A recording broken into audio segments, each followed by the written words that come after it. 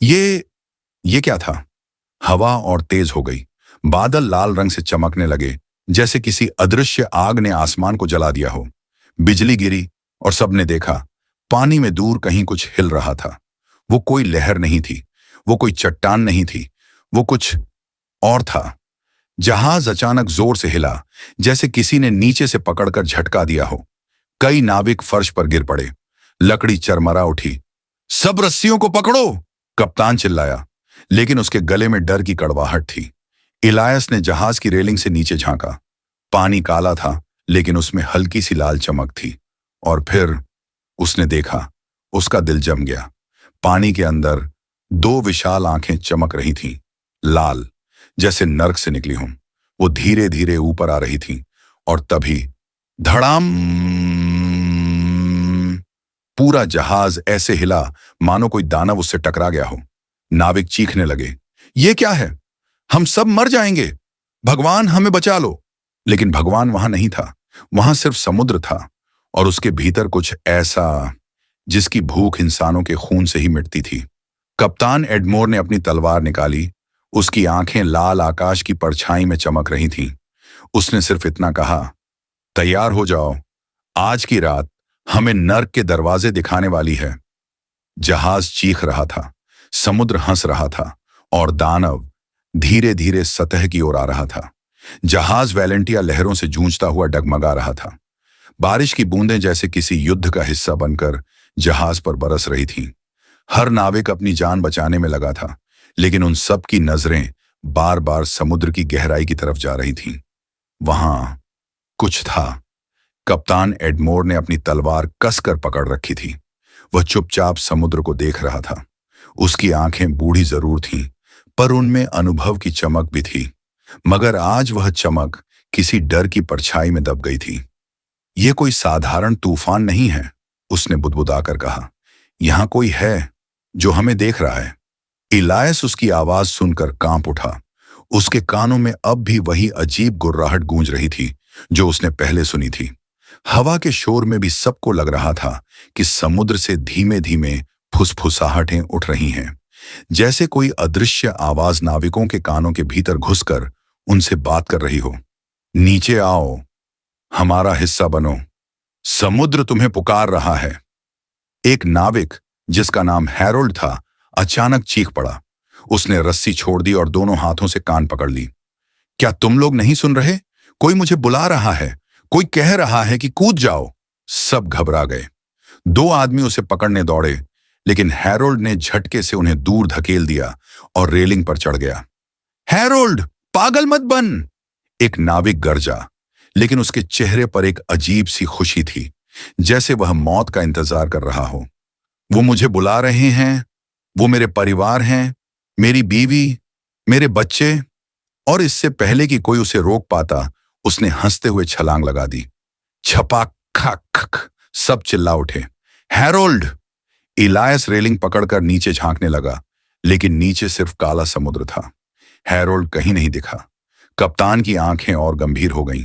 उसने धीमी आवाज में कहा, यह समुद्र इंसानों की आत्माएं खींच लेता है। तभी जहाज के दाएं हिस्से से धड़ाम की आवाज आई।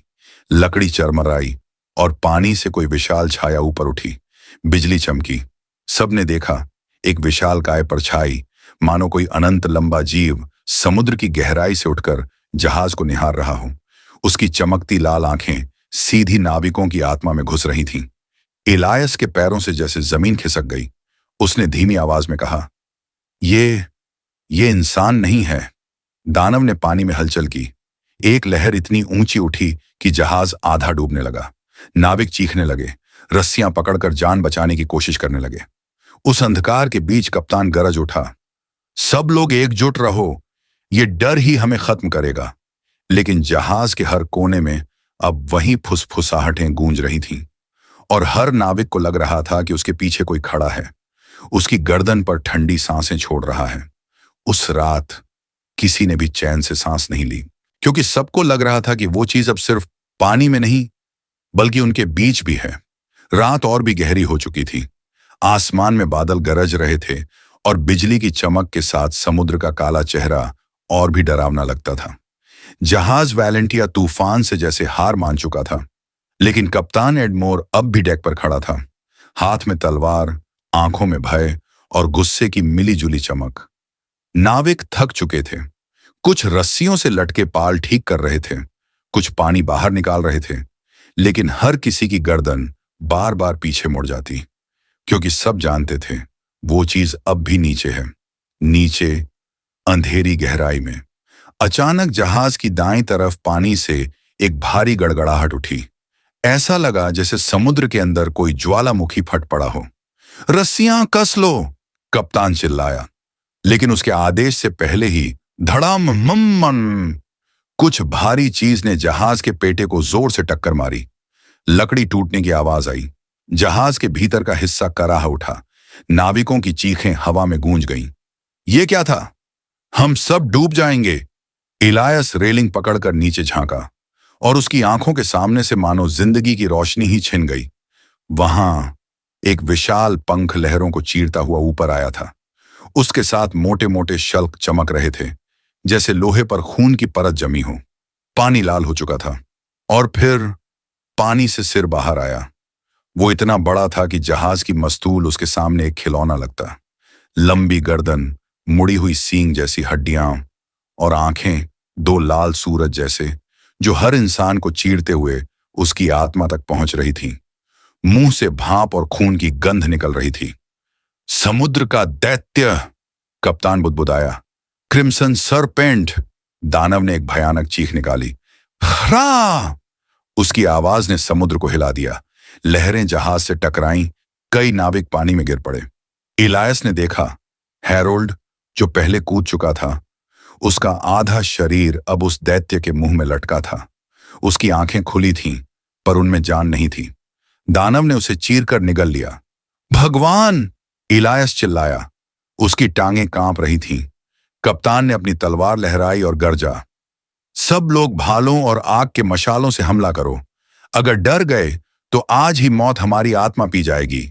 नाविकों ने मशालें जलाईं, और अंधेरे समुद्र में छोटी छोटी लौ जैसे उम्मीद की किरण चमकने लगी। लेकिन दैत्य ने जहाज पर वार किया। उसका विशाल पूंछ जहाज के पिछले हिस्से से टकराई। लकड़ी टूटकर बिखर गई। पानी अंदर घुसने लगा। एक नाविक जो मशाल लेकर खड़ा था, दैत्य के चेहरे पर आग फेंकने की कोशिश करता है, लेकिन अगले ही पल दैत्य का मुंह खुलता है। चक! उसके शरीर के टुकड़े हवा में बिखर जाते हैं। डेक खून से लाल हो जाता है। नाविक चीखते हैं, भागते हैं, लेकिन जहाज पर अब कहीं छिपने की जगह नहीं है। इलायस कांपते हुए रेलिंग पकड़ता है। उसकी आंखों में आंसू भर आते हैं। ये हमारी आखिरी रात है। कप्तान ने उसकी तरफ देखा। उसके चेहरे पर डर भी था और दृढ़ता भी। नहीं लड़के, ये रात हमारी आखिरी नहीं होगी, लेकिन शायद हमारी इंसानियत की आखिरी रात जरूर है। दानव की लाल आंखें अब और नजदीक आ रही थीं। वो जहाज को घेर चुका था और अब पहला असली हमला शुरू हुआ था। समुद्र उफान मार रहा था। जहाज वैलेंटिया अब एक खिलौने की तरह दैत्य की पकड़ में था। हर टक्कर के साथ लकड़ी टूटती, खून के छींटे उड़ते और नाविकों की चीखें तूफान से भी ऊंची सुनाई देती। दैत्य ने अपनी गर्दन उठाई, फिर अचानक नीचे झपटा। धड़ाम! उसका सिर जहाज के डेक पर टकराया। कई नाविक उसकी चपेट में आकर चीख भी न सके और लकड़ी के साथ पिचक गए। खून की लहरें डेक पर फैल गईं। बारिश और समुद्र के पानी में वह लाल रंग मिलकर ऐसा लग रहा था जैसे पूरा समुद्र खून से भर गया हो। इलायस एक कोने में चिपक गया। उसके हाथ कांप रहे थे। उसने देखा, उसके दोस्त मार्को को दैत्य की पूंछ ने हवा में उछाल दिया। मार्को ने चीख कर मदद मांगी, लेकिन अगले ही पल वह खुले मुंह में समा गया। उसकी चीख अचानक थम गई और उसके शरीर की जगह बस हड्डियों की कड़क आवाज गूंजी। कप्तान एडमोर ने अपनी तलवार निकाली और सीधे दैत्य की आंख की ओर छलांग लगाई। मर जा, नरक के कीड़े! उसने पूरी ताकत से तलवार घोंप दी। लाल चमकती आंख से खून फूटा। दैत्य ने दर्द में भयानक चीख निकाली। हरा! उसकी आवाज से जहाज हिलने लगा, लेकिन दैत्य का गुस्सा अब और भी भयानक हो गया था। उसने पूरे जहाज को लपेट लिया और अपने जबड़े डेक के बीच में गड़ा दिए। लकड़ी, लोहे और इंसानी शरीर एक साथ छटक गए। नाविकों की चीखें हवा में गूंज रही थीं। कोई रस्सियों से लटक कर जान बचाने की कोशिश कर रहा था, कोई पानी में कूद गया था, लेकिन पानी में भी मौत ही थी। जैसे ही कोई नाविक गिरता, दैत्य की लंबी जीभ उसे लपेट लेती और सीधा उसके गले में खींच ले जाती। इलायस कांपते हुए बुदबुदाया, भगवान, ये इंसानों की जगह नहीं, ये नरक है। उसके बगल में खड़ा नाविक रॉबिन अचानक चीख पड़ा। उसके पैरों को नीचे से कुछ पकड़ चुका था। इलायस ने रेलिंग पकड़ी, लेकिन रॉबिन पानी में खींच लिया गया। उसकी चीख धीरे धीरे गहराई में डूब गई। जहाज अब आधा डूब चुका था। आग जल रही थी, पाल फट चुके थे और हवा में सिर्फ खून की गंध थी। कप्तान की आंखों में अब मौत का सन्नाटा था। वह खून से लथपथ खड़ा था। तलवार अब भी उसके हाथ में थी। उसने गरजते हुए कहा, यह समुद्र इंसान का नहीं है, यह एक श्राप है, लाल समुद्र का श्राप। दैत्य की लाल आंखें फिर से ऊपर उठी। उसका चेहरा पूरे जहाज पर मंडरा रहा था। जबड़े से खून टपक रहा था और उसमें इंसानी हड्डियां फंसी हुई थीं। इलायस ने हिम्मत जुटाई। उसकी आंखों में आंसू थे, लेकिन उसने कप्तान से कहा, सर, अगर हम रुक गए तो मर जाएंगे, हमें भागना होगा किसी तरह। कप्तान ने उसकी तरफ देखा। इलायस ने हिम्मत जुटाई। उसकी आंखों में आंसू थे, लेकिन उसने कप्तान से कहा, सर, अगर हम रुक गए तो मर जाएंगे, हमें भागना होगा किसी तरह। कप्तान ने उसकी तरफ देखा। उसकी सांस भारी थी। भागना आसान नहीं लड़के, क्योंकि यह समुद्र किसी को जाने नहीं देता। जैसे ही उसने यह कहा, जहाज की पूरी निचली सतह छटक गई। पानी अंदर भरने लगा और दैत्य ने अपनी पूंछ घुमाकर आखिरी बार जहाज को झटका दिया। राख! जहाज टूटकर दो हिस्सों में बंट गया। नाविक चीखते हुए पानी में गिर पड़े। चारों तरफ खून, लकड़ी और चीखों का तूफान था। अब समुद्र सिर्फ मौत की लहरों से भरा था। समुद्र का रंग अब गाढ़ा लाल हो चुका था। जहाज वैलेंटिया दो हिस्सों में बंटकर डूब रहा था। नाविक इधर उधर बिखरे हुए थे। कुछ लकड़ी के टुकड़ों से लटक कर अपनी जान बचाने की कोशिश कर रहे थे। कुछ पहले ही दैत्य का शिकार बन चुके थे। बारिश थम चुकी थी, लेकिन आसमान अब और भी डरावना लग रहा था। काले बादलों के बीच चांद निकल आया था और उसकी हल्की सी चांदी जैसी रोशनी खून से भरे समुद्र पर पड़ रही थी। यह दृश्य किसी कब्रिस्तान से भी भयानक था। इलायस कांपते हुए एक टूटी हुई लकड़ी से चिपका था। उसकी सांसें तेज थीं, आंखों में आंसू और चेहरे पर थकान। उसके सामने कप्तान एडमोर भी एक तख्ते को पकड़कर तैर रहा था। उसके चेहरे पर खून लगा था, कपड़े फटे हुए थे, लेकिन उसकी आंखों में अब भी वही अजीब सी दृढ़ता थी। इलायस ने कांपती आवाज में कहा, सर, वो चीज क्या है? वो दैत्य आखिर है कौन? कप्तान कुछ पल चुप रहा। फिर उसने धीमी आवाज में कहा, तुम्हें अब सच जानना ही होगा, क्योंकि अगर हमने आज रात बचकर सांस ली तो शायद यही कहानी तुम्हारी अगली सांस का कारण बनेगी। इलायस चुपचाप सुनने लगा। कप्तान की आवाज गहरी और भारी हो गई थी। सदियों पहले इस समुद्र को लोग लाल समुद्र नहीं कहते थे। इसका नाम था एलेथ्रियन, अनंत जल। यही रास्ता व्यापारियों और यात्रियों की सबसे बड़ी उम्मीद था। लेकिन इस समुद्र पर एक ऐसा पाप हुआ जिसने इसे हमेशा के लिए शापित बना दिया। इलायस की आंखें फैल गईं। कैसा पाप? कप्तान की आंखों में गुस्सा और डर दोनों झलक रहे थे। सैकड़ों साल पहले जब राजाओं के जहाज यहां से गुजरते थे, उन्होंने यहां एक पूरा गांव डुबो दिया था। एक गांव जिसमें औरतें, बच्चे, बूढ़े सब रहते थे। राजा को शक था कि उस गांव के लोग समुद्र के खजाने छुपाते हैं और उसने अपने सैनिकों को आदेश दिया, गांव को मिटा दो। उस रात तलवारें चलीं, आग लगी और गांव वालों को इस समुद्र में जिंदा फेंक दिया गया। इलायस की रीढ़ में सिहरन दौड़ गई। तो ये दैत्य? कप्तान ने उसकी बात पूरी की। वो कोई साधारण जीव नहीं है लड़के। वो है उन गांव वालों की आत्माओं का बदला। उनका खून, उनका दर्द, उनका चीखता हुआ इतिहास, सब मिलकर इस समुद्र में एक ही रूप बन गए। वो दैत्य उसी श्राप की संतान है। इलायस की आंखों से आंसू बह निकले। तो इसका मतलब है कि हम सब बस बली हैं? कप्तान ने भारी सांस ली। हां, हर 100 साल में ये दैत्य जागता है और फिर जो भी जहाज इसकी सीमा में आता है वो कभी लौट नहीं पाता। तभी समुद्र में अचानक हलचल हुई। लाल आंखें फिर से ऊपर आईं। पानी में गूंजती हुई फुसफुसाहटें और तेज हो गईं। इलायस ने डर से चारों ओर देखा। वो हमें ढूंढ रहा है। कप्तान ने अपने घाव से खून पोंछा और धीरे से मुस्कुराया। नहीं लड़के, वो हमें ढूंढ नहीं रहा। वो जानता है कि हम कहाँ हैं। ये समुद्र खुद उसे बता देता है। अचानक पास तैर रहे 2 नाविक पानी में खींच लिए गए। उनकी चीखें गहराई में डूब गईं। पानी पर सिर्फ बुलबुले और खून उभरा। इलायस चिल्लाया, हम बचेंगे कैसे सर? कप्तान की आवाज ठंडी थी। बचने का एक ही रास्ता है, श्राप को तोड़ना। लेकिन याद रखना, जो भी श्राप तोड़ने की कोशिश करता है वो या तो पागल हो जाता है या कभी इंसान नहीं रहता। इलायस ने डर से उसकी ओर देखा। चांदनी में कप्तान की आंखें चमक रही थीं और उसी वक्त समुद्र से दैत्य का सिर फिर से ऊपर आया। उसकी लाल आंखें सीधे उनकी तरफ टिकी थीं। अब खेल और भी खतरनाक होने वाला था। चांदनी अब घने बादलों में दब चुकी थी। समुद्र का रंग और भी गाढ़ा काला हो गया था, जिसमें कहीं कहीं लाल चमक उभर कर सबको याद दिला रही थी कि वहां अभी भी दैत्य छिपा है। इलायस और कप्तान एडमोर अब भी टूटे हुए जहाज की लकड़ी से चिपके थे। उनके आसपास कुछ ही नाविक बचे थे। बाकी या तो दैत्य के जबड़ों का शिकार बन चुके थे या खून में डूबकर समंदर की गहराइयों में खो गए थे। चारों तरफ सन्नाटा था। सिर्फ पानी की हल्की सी थपकियां और कभी कभी उठने वाली फुसफुसाहटें। इलायस ने कांपते हुए कहा, सर, ये आवाजें क्या आप भी सुनते हैं?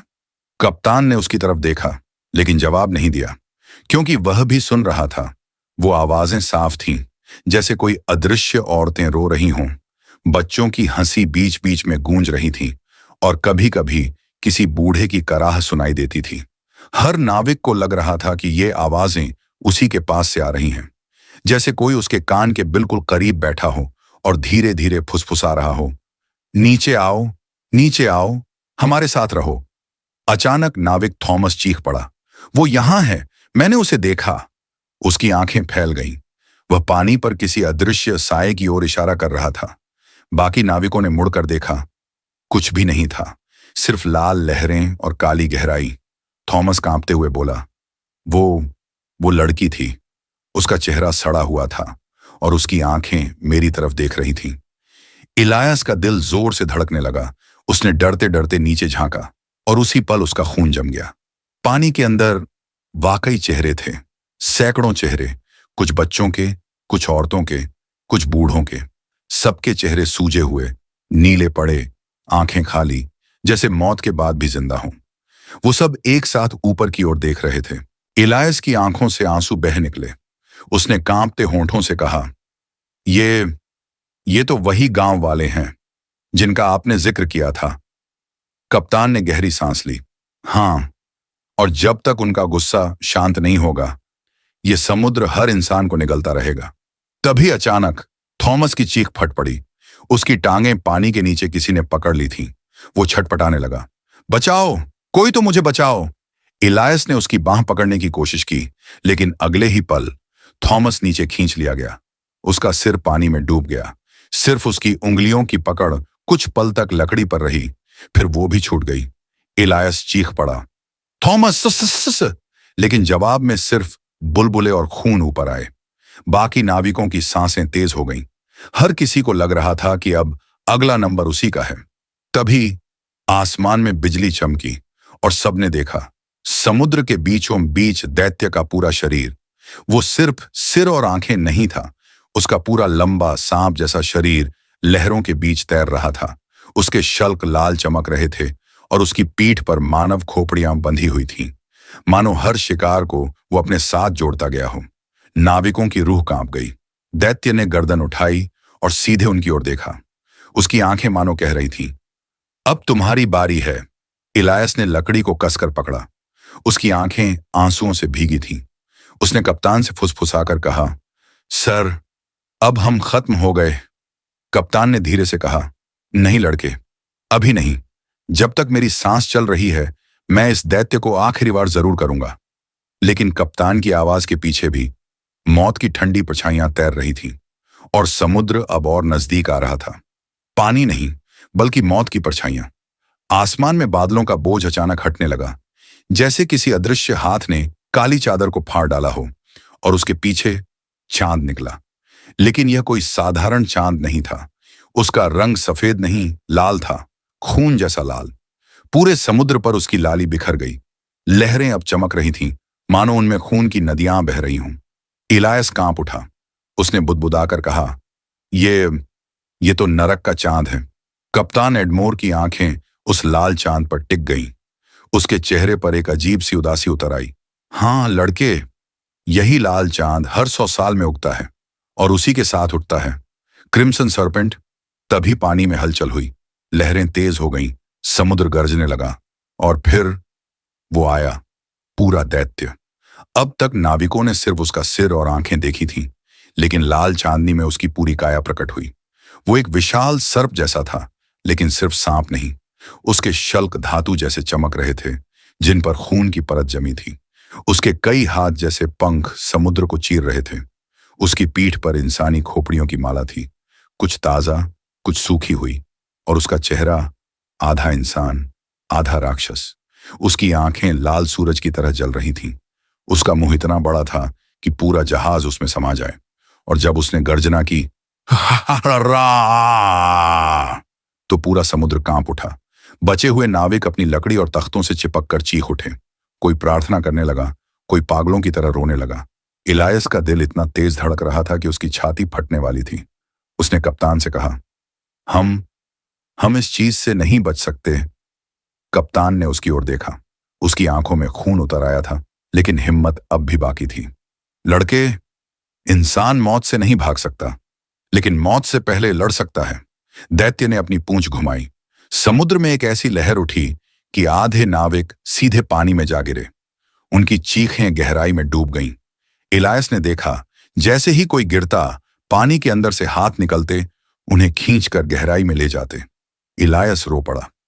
ये इंसानों का समुद्र नहीं है, ये तो आत्माओं की कब्र है। दैत्य धीरे धीरे और नजदीक आ रहा था। उसकी लाल आंखें सिर्फ इलायस और कप्तान पर टिक गईं।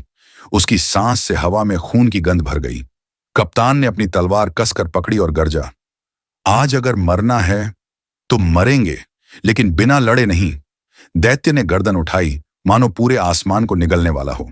उसकी छाया लाल चांदनी में इतनी बड़ी हो गई कि इलायस को लगा वो अब कभी रोशनी नहीं देख पाएगा। और फिर उसका असली हमला शुरू हुआ। लाल चांद अब पूरे समुद्र पर चमक रहा था। समुद्र का हर कतरा खून सा लग रहा था। लहरों में सिर्फ लाशें तैर रही थीं, कुछ आधी डूबी हुई, कुछ अधखुली आंखों के साथ ऊपर तैरती हुई, और उनके बीच इलायस और कप्तान अब भी जिंदा थे, लेकिन जिंदा अब सिर्फ एक मजाक था, क्योंकि मौत उनके चारों ओर नाच रही थी। दैत्य धीरे धीरे उनके पास आया। उसकी आंखें ऐसे जल रही थीं जैसे नर्क से निकली हों। उसका मुंह खुला। उसके अंदर अंधकार नहीं, बल्कि हजारों चीखें कैद थीं। हर शिकार की आखिरी चीख उस गहरे अंधेरे में गूंज रही थी। इलायस डर से कांप रहा था। उसने कप्तान की ओर देखा। सर, हम खत्म हो गए। कप्तान की सांसें भारी थीं। उसने तलवार उठाई। हाँ लड़के, लेकिन मरेंगे ऐसे कि यह दैत्य हमें याद रखे। दैत्य ने अपना विशाल सिर झुकाया। उसकी सांस से लहरें उबलने लगीं। वो दोनों अब उसकी आंखों के ठीक सामने थे। इलायस के कानों में फुसफुसाहट आई, धीमी लेकिन साफ। नीचे आओ, हमारे साथ आओ। उसने नीचे देखा और समुद्र में वही मरे हुए चेहरे। सैकड़ों हाथ ऊपर उठे हुए थे, जैसे इलायस को पकड़ने को तैयार हूं। उसकी आंखों से आंसू बह निकले। मैं अब और नहीं सह सकता। और अचानक उसने अपनी पकड़ छोड़ दी। वो सीधे पानी में गिर पड़ा। पानी ने उसे गोद में ले लिया। चेहरों ने उसे खींच लिया और एक पल बाद उसका शरीर गहराई में गायब हो गया। कप्तान ने चीख कर उसका नाम पुकारा, इलायस, लेकिन सिर्फ लहरों का शोर लौटा। अब वह अकेला था। दैत्य ने उसे घूरा। कप्तान ने तलवार उठाई और चिल्लाया, आजा दानव, मैं डरने वाला नहीं।